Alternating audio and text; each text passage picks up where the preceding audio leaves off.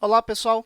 Então, olha só, depois que a gente viu aí a parte mais teórica da especificidade, eu quero mostrar aqui onde pode, né, onde essa questão pode gerar problema, pensando num problema um pouco mais real, tá?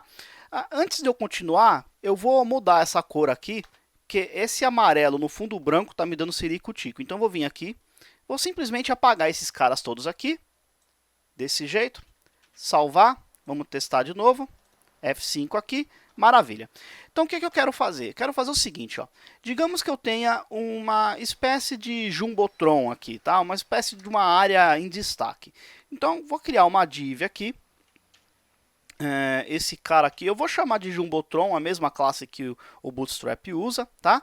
E esse cara aqui, ele vai ter um H2, vai ter um subtítulo aqui, e vai ter um parágrafo, aliás, dois parágrafos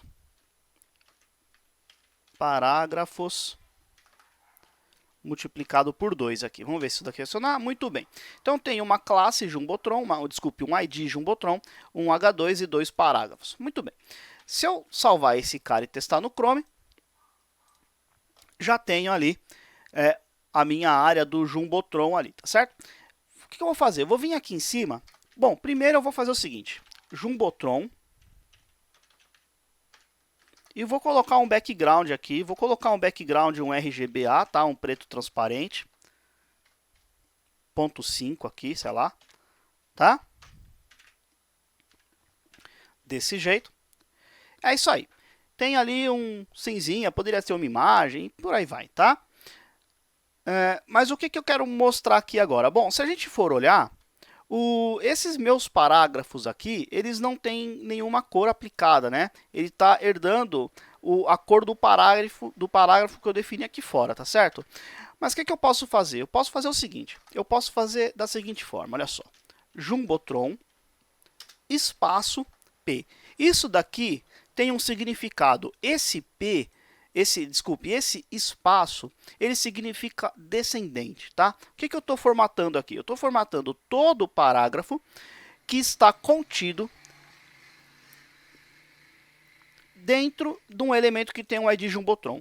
E agora, o que eu quero fazer? Vou colocar um white aqui. Desse jeito, tá? Se eu testar, é isso aí. Então, tem o meu parágrafo branco ali, somente os parágrafos que estão dentro desse cara. Agora, digamos que por algum motivo, depois, todo o meu parágrafo, todo, independente de qual, eu quero que ele fique vermelho, tá? Então, o que eu vou fazer? Eu vou tirar tudo isso aqui, não serve mais pra gente, tá? Se eu testar aqui, ele ficou preto de novo, só tem um azul, provavelmente está inline. Cadê? Aqui, Style Blue, ok? Não tem problema nenhum. O que eu vou fazer? Eu vou vir aqui e colocar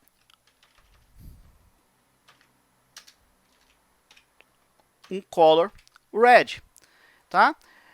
Só que eu sei que esse cara aqui não vai pintar de vermelho, né? Por que não vai pintar de vermelho? Porque ele está mais específico. Se eu testar esse cara aqui no Chrome, olha só. Se eu aumentar um pouquinho o zoom ali, eu sei que esse cara está sendo sobrescrito justamente porque esta classe é mais específica, né? Este seletor, ID espaço P, é mais específico. Então, é óbvio que eu mostrei aqui num exemplo muito simples, um exemplo bem simples, né, com apenas um ID e um elemento, mas a questão é, conforme esses seletores eles vão ficando mais complexos, quando eu tenho coisas do tipo, por exemplo, se eu tenho nave, UL, LI, A, span, né, ou classe, sei lá, UL, main nave, coisas desse tipo aqui tendem a deixar a vida mais difícil.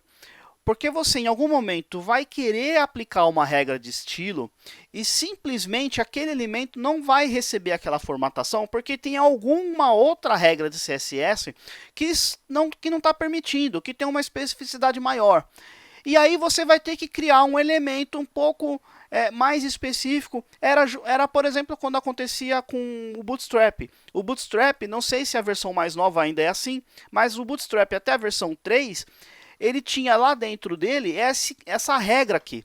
Quando você precisava sobrescrever a formatação do próprio Bootstrap, você tinha que escrever no seu código CSS esse cara aqui, desse jeito que está aqui, para poder matar a regra dele. Porque, como eles têm a mesma especificidade, você precisa sobrescrever utilizando o mesmo seletor. Tá?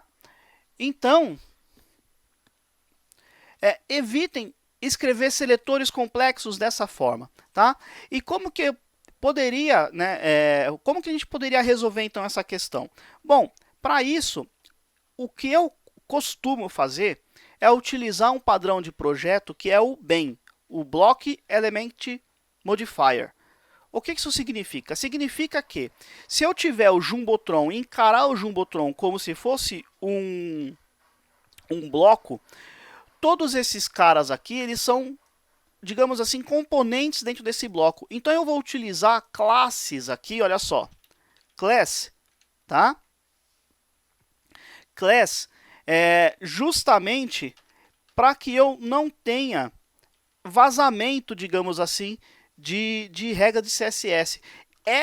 O que eu implementar aqui, ele só vai ser aplicado aqui dentro. Tá? A princípio pode parecer um pouquinho chato, até para a gente poder digitar mais código, né? A gente não vai ter, digamos assim, eu não vou ter uma formatação única, né? Eu vou ter, cada bloco vai ter a sua própria formatação. A princípio pode parecer um trabalho desnecessário, mas conforme o projeto vai crescendo, é uma boa ideia a gente isolar as coisas. Então, o que eu vou fazer? Eu vou colocar 2 underscores, isso daqui é uma nomenclatura aqui desse padrão de escrita do CSS, né? Block Element Modifier, tá? E aí, o que eu vou fazer? Esse cara aqui eu vou chamar de title, por exemplo. E esse cara aqui eu vou chamar de text, por exemplo. Então, eu tenho 2 elementos dentro de um bloco, tá? E aí, uma outra coisa que eu normalmente faço é não utilizar ID para formatar elementos, para não formatar blocos. Sempre classe, porque eu posso querer, né, ter um outro elemento com essa mesma, digamos assim, com esse mesmo aspecto visual na mesma página. Tá? Então, normalmente, 99% das vezes eu vou utilizar classe para trabalhar com CSS. Tá? E aí, o que eu vou fazer então? Vou fazer da seguinte forma, olha só. Classe Jumbotron, somente uma única regra sem nenhuma especificidade, tá? Porque eu só tenho uma classe e aí eu posso, sempre que eu precisar, eu vou lá e escrevo a minha regra. Esse cara não vai passar, não vai herdar, enfim, tá? Não vai me gerar nenhum problema. Se eu testar de novo, deixa eu ver aqui no código.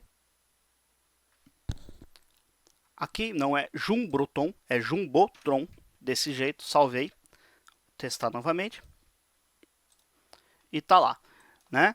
Então agora as coisas elas estão isoladas, tá? Então se eu precisar mexer no parágrafo dentro desse container, desse elemento, né? Ou melhor ainda, desse bloco, eu tenho uma classe que é responsável por esse cara aqui, tá? Muito bem, não existe só essa metodologia de escrita de CSS, o BEM, né, Block Element Modifier, eu acho que é uma das primeiras, mas é a que eu me acostumei e até hoje tem me atendido bem, não tive ainda a necessidade de mudar. Mas você tem outras metodologias, você tem o Atomic Design, você tem o ITCSS, alguma coisa do tipo, tá? Existem algumas alternativas, aí você pode fazer uma busca na internet aí. Mas a princípio a ideia é que você tenha apenas uma única classe responsável por aquela formatação, justamente para que você evite esse problema da especificidade, né? De quando você quer formatar um elemento e você ter que utilizar um seletor mais complexo para poder sobrescrever alguma outra regra e coisas desse tipo, tá?